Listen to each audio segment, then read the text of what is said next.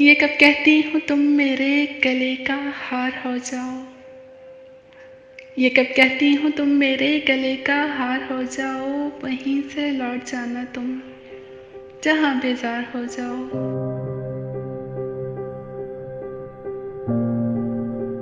मुलाकातों में वक़्फ़ा इसलिए होना ज़रूरी है कि तुम एक दिन जुदाई के लिए तैयार हो जाओ।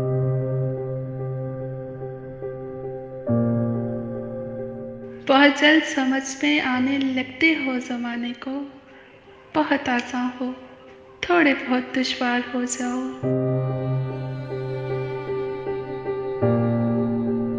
बला की धूप से आई हूँ मेरा हाल तो देखो, बस अब ऐसा करो तुम साया-ए दीवार हो जाओ।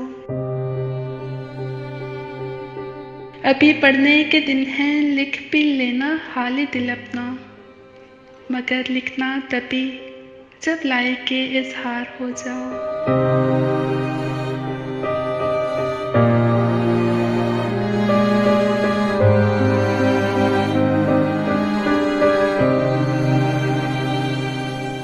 ये कब कहती हूँ तुम मेरे गले का हार हो जाओ। वहीं से लौट जाना तुम जहाँ बेजार हो जाओ।